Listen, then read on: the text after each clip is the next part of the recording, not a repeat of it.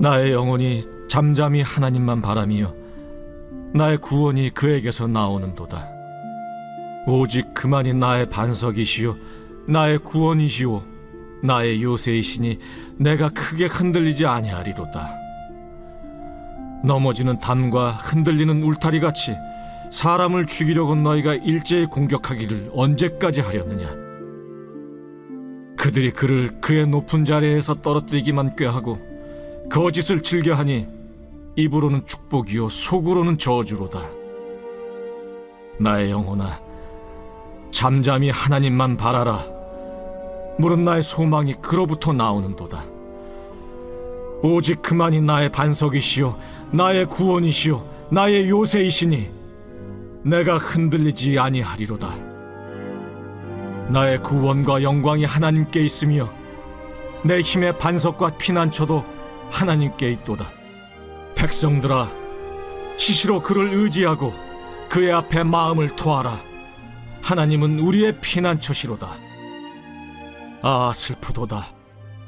사람은 입김이며 인생도 속임수이니 저울에 달면 그들은 입김보다 가벼우리로다.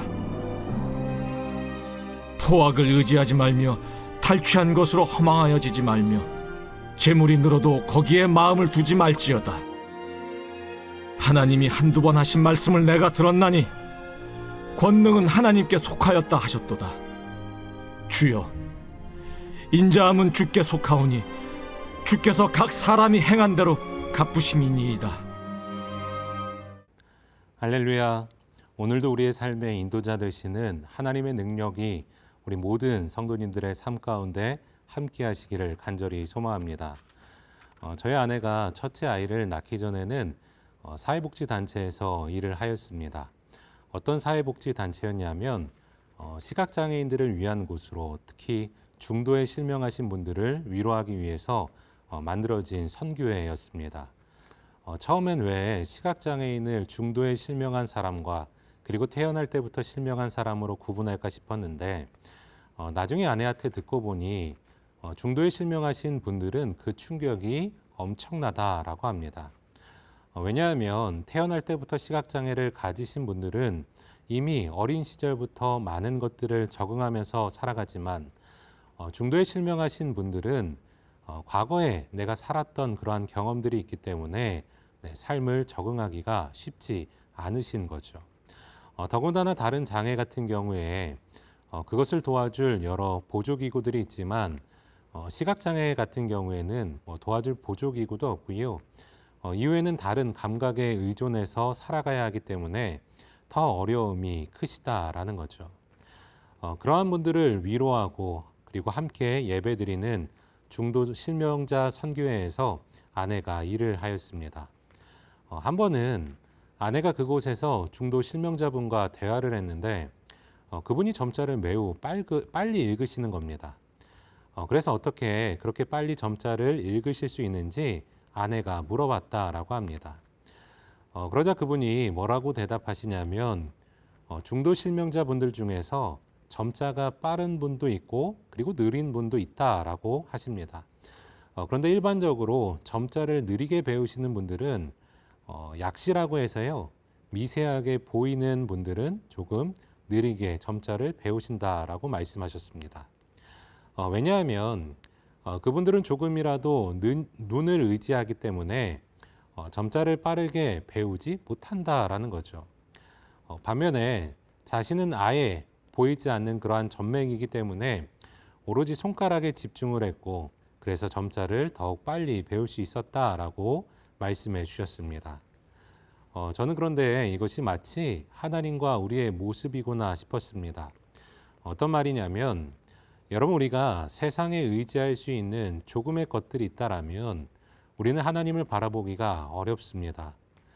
그러나 온전히 손가락에만 집중을 했을 때 점자를 더 빨리 배울 수 있는 것처럼 우리가 하나님에게만 집중한다라면 우리는 하나님을 만나며 그분의 인도하심 또한 경험할 수 있습니다. 오늘 우리가 읽은 본문의 말씀도 바로 이러한 내용을 담고 있습니다. 본문의 말씀은 우리가 많이 들어본 말씀 중에 하나입니다. 왜냐하면 이 말씀으로 나의 영혼이라는 찬양이 만들어졌기 때문이죠. 그런데 이 말씀에서는 우리가 무엇을 바라보고 무엇에 우리의 시선을 둬야 한다라고 하십니까?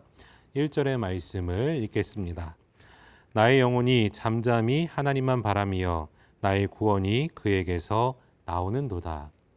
이어서 5절 말씀도 읽겠습니다. 나의 영혼아 잠잠히 하나님만 바라라. 무릇 나의 소망이 그로부터 나오는도다. 여러분 지금 우리의 시선을 누구에게 두라고 말씀하십니까? 네, 하나님께 두라고. 하나님을 바라보라 말씀합니다.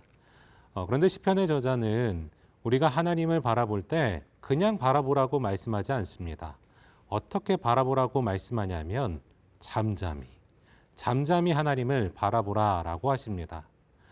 여러분 여기에서 잠잠히라는 낱말은 다른 말로 고요하게 또는 조용하게 바라보다라는 말로 바꿀 수 있습니다.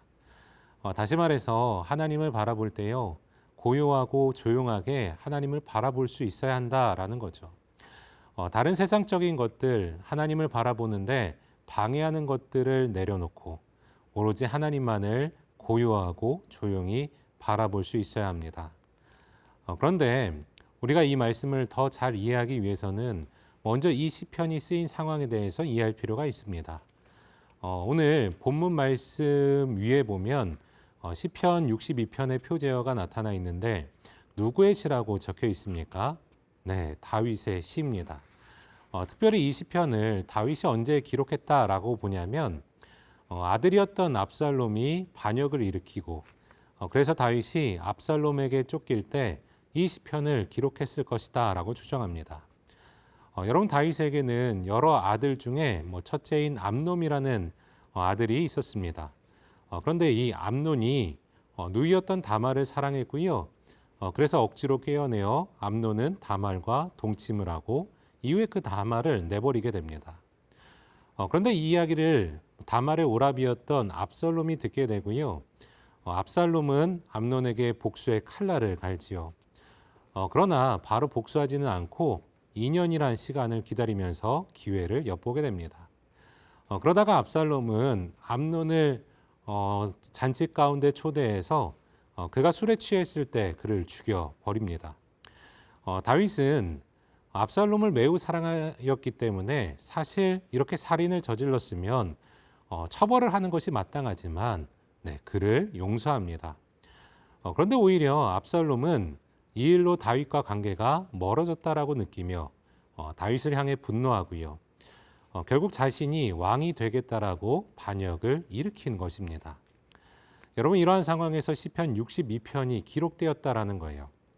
아들 압살롬이 반역을 일으켜서 어쩔 수 없이 도망가는 그러한 상황에서 이 시가 쓰였다라는 거죠.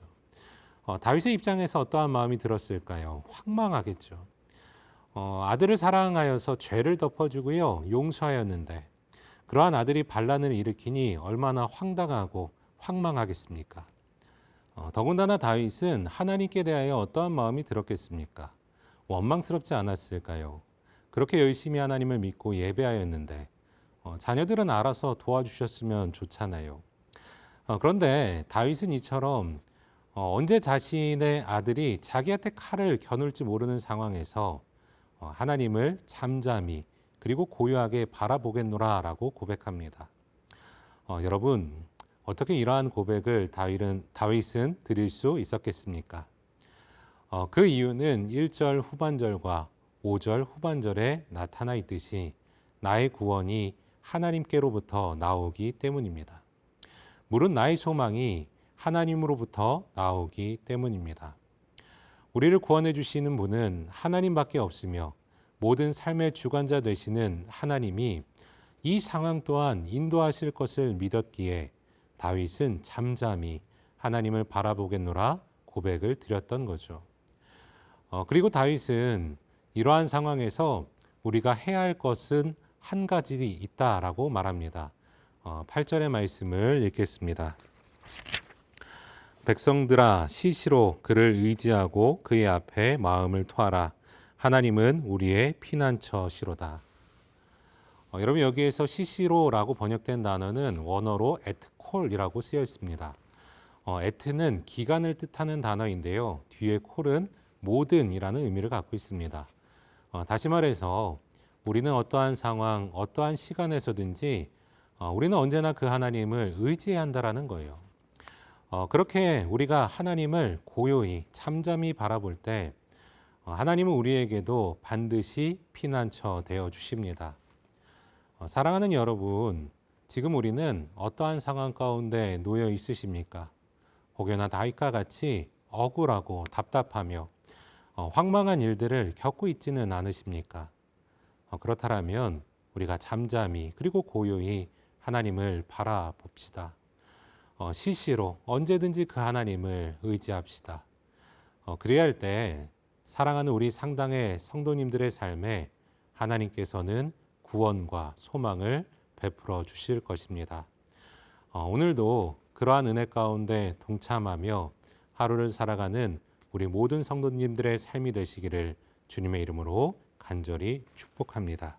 함께 기도하겠습니다.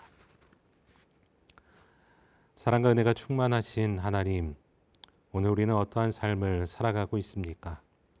혹여나 다윗과 같이 억울하고 황당하고 황망한 그러한 일들이 우리의 삶 가운데 있지는 않으십니까? 오늘 사랑하는 우리 모든 성도님들이 그러한 일들 가운데서도 고요히 잠잠히 하나님을 바라볼 수 있길 원합니다. 시시로 언제든지 하나님을 바라보며 찬양하는 그러한 인생 되길 원합니다. 왜냐하면 우리의 소망과 우리의 구원은 하나님께로부터 오기 때문입니다. 오늘 이것을 믿으며 오늘의 삶도 하나님께 의탁드릴 수 있는 우리 모든 성도님들의 삶이 되길 원하오니 주님께서 우리 모든 성도님들의 삶을 좌로나 우로나 치우치지 않게 하시고 온전히 하나님 동행하여 주시며 그 길 가운데 함께하여 주시옵소서.